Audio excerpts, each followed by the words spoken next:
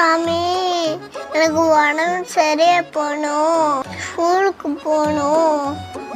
திவி, சாமி கிட்ட எனக்கு நல்ல புத்திய கொடுக்கணும்னு வேண்டிக்கப்பா. அம்மாவுக்கு நல்ல புத்திய கொடு.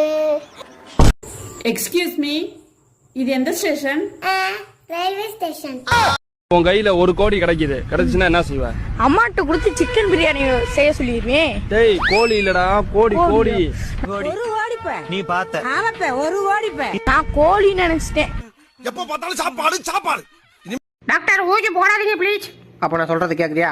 கேக்குறேன். பெட்ல உச்சா போக கூடாது. போக மாட்டா. அது மாரி சோத்தையும் திருடி திங்க கூடாது. அதை மட்டும் முடியாது பையா. மம்மி ஒரு 20 ருபீஸ் கொடுங்க. எதுக்குடா 20 ருபீஸே? வெளியே ஒரு வயசான தாத்தா நின்று இருக்காருமா, அவருக்கு கொடுக்கறதுக்குதாம்மா. ஐயோ பாவம் என் தங்கம், இரு நான் உனக்கு 50 ரூபா தரேன். இந்தா. சரி, தாத்தா வெளியே என்ன தங்கம் பண்ணிட்டு இருக்காரு? ஐஸ்கிரீம் வித்துட்டு இருக்காரு. நல்லவனை பார்த்தா சிரிச்சுக்க, சரியில்லாதவனை பார்த்தா விளைவிக்க. நமக்கு இருக்குடா வம்பு, இருக்கடம் தெரியாம இருண்டு போயிரும்டா. அப்படி இருக்கிற இடம் தெரியும்.